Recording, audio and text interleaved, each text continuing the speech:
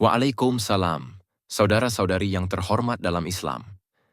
Apakah Anda pernah merasakan ketidaknyamanan yang tidak dapat dijelaskan saat berada di dekat orang tertentu? Islam mengajarkan kita bahwa tidak semua hubungan berkontribusi pada kesejahteraan spiritual kita.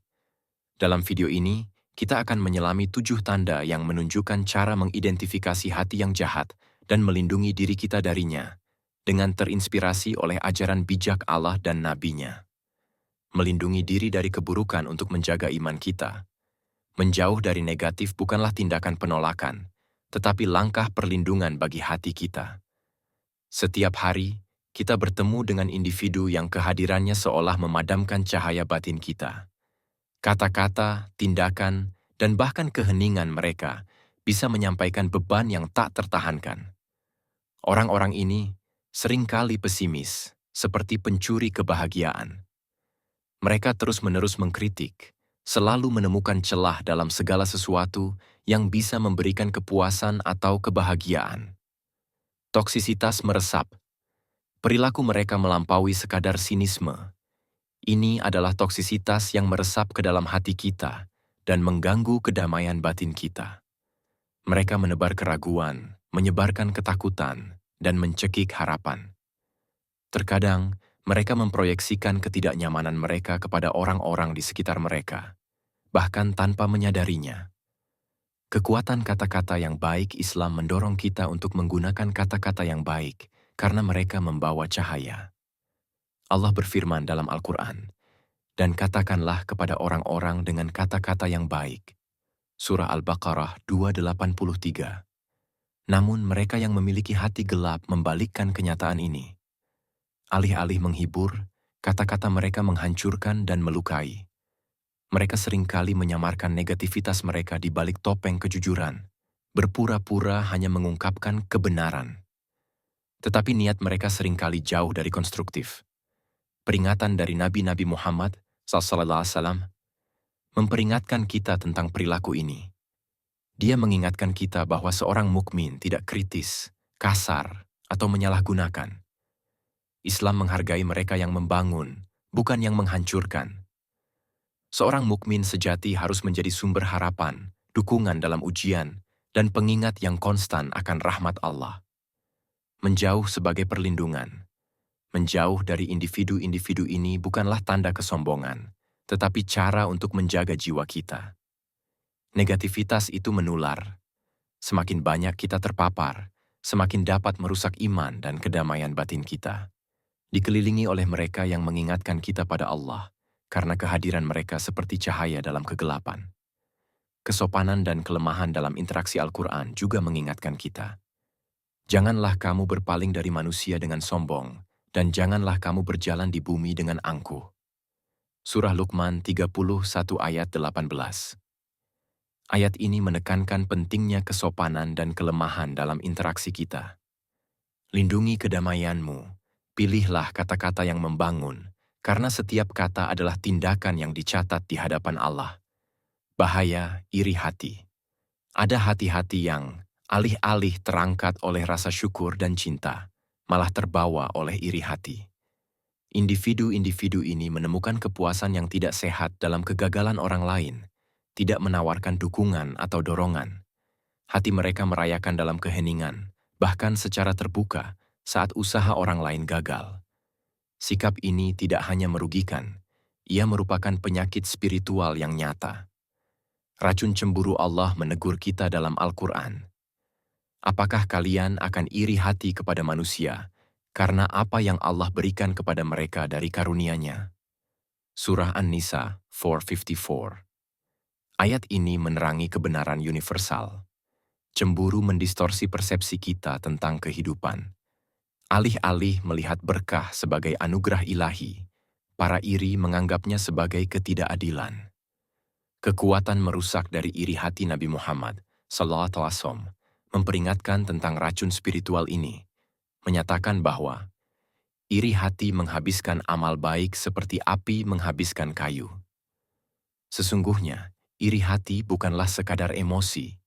Itu adalah kekuatan yang tidak hanya merugikan orang yang menjadi sasaran, tetapi terutama bagi mereka yang merasakannya. Ia menguras berkah dari mereka yang menampungnya dan menjauhkan mereka dari kepuasan Allah. Mengenali perilaku jahat penting untuk mengenali perilaku ini di sekitar kita untuk melindungi diri kita.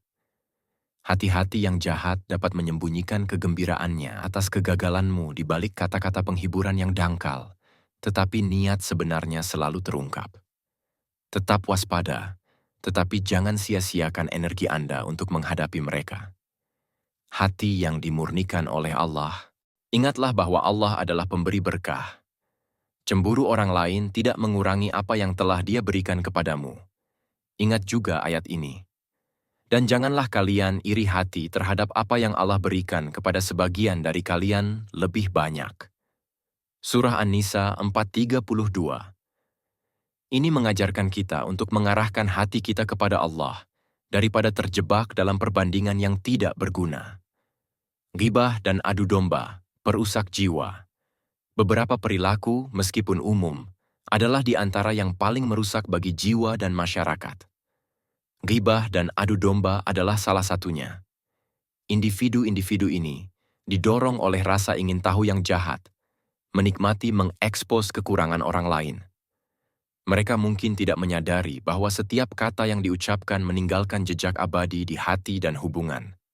Peringatan ilahi terhadap ghibah Allah memperingatkan kita dengan tegas dalam Al-Quran. Dan janganlah kalian ghibah sebagian yang lain. Apakah salah seorang di antara kalian ingin memakan daging saudaranya yang telah mati? Tentu saja kalian merasa jijik. Takutlah kepada Allah. Surah Al-Hujurat 49 ayat 12. Metafora ini menggambarkan betapa seriusnya ghibah. Ini bukan hanya dosa biasa, tetapi sebuah kekejian spiritual.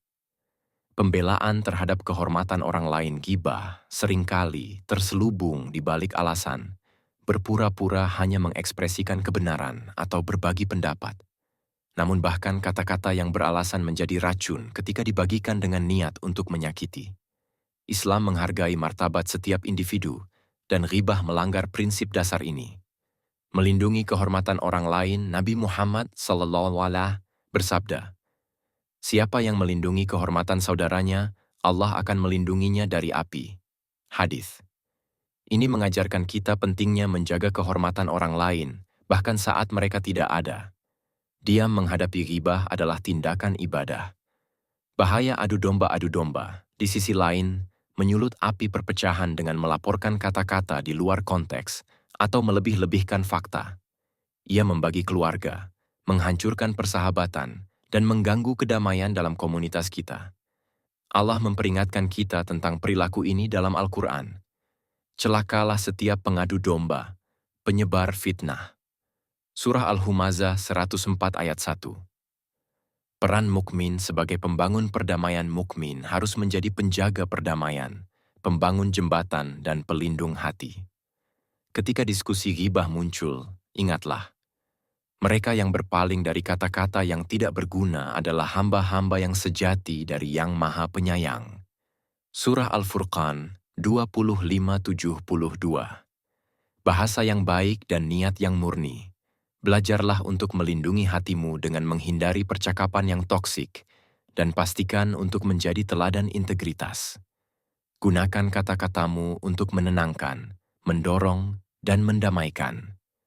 Jangan pernah lupa bahwa setiap kata yang diucapkan dicatat, dan bahasa yang baik adalah pintu menuju rahmat Allah. Para manipulatif, ancaman tersembunyi. Ada juga hubungan yang tampak cerah di permukaan, tetapi menyembunyikan niat gelap. Para manipulatif adalah ahli dalam seni memutar emosi untuk keuntungan mereka. Mereka menggunakan kebohongan halus, pujian berlebihan, atau rasa bersalah untuk mengontrol orang lain. Tanda-tanda manipulasi perilaku ini mungkin sulit dikenali di awal, karena individu-individu ini mempersembahkan diri sebagai perhatian atau dapat dipercaya. Tetapi, seiring waktu, niat sebenarnya terungkap. Mereka melihat hubungan bukan sebagai ikatan yang tulus, tetapi sebagai alat untuk dieksploitasi. Peringatan ilahi tentang penipuan Allah memperingatkan kita dalam Al-Quran. Mereka berusaha menipu Allah dan orang-orang yang beriman, tetapi mereka tidak menipu kecuali diri mereka sendiri tanpa menyadarinya. Surah Al-Baqarah 29. Ayat ini mengungkapkan sifat para manipulatif yang percaya bahwa mereka dapat mengontrol orang lain, pada akhirnya menjebak diri mereka sendiri. Batasan sebagai tindakan iman. Untuk melindungi diri dari para manipulatif, penting untuk menetapkan batasan yang jelas. Ini tidak berarti membalas toksisitas mereka dengan kemarahan, tetapi menunjukkan ketegasan dan kebijaksanaan. Mengenali perilaku manipulatif dan menolak untuk berpartisipasi adalah tindakan iman dan penghargaan diri. Mencari hubungan yang sehat. Ingatlah bahwa menetapkan batasan bukanlah tindakan egois, tetapi cara untuk melindungi hatimu demi hubungan yang lebih otentik. Allah mengajarkan kita dalam Al-Quran, "Wahai orang-orang yang beriman, takutlah kepada Allah dan bersamalah dengan orang-orang yang benar." Surah At-Taubah 91919. Ayat ini mengingatkan kita akan pentingnya mencari hubungan yang dibangun di atas kebenaran dan kepercayaan. Mencari kedamaian sejati. Akhirnya, ketahuilah bahwa hubungan manipulatif tidak akan pernah bisa memberimu kedamaian sejati. Carilah hubungan yang mengangkatmu, teman dan orang-orang terdekat yang memiliki niat murni, dan jauhi tanpa penyesalan dari mereka yang mengeksploitasi kebaikanmu.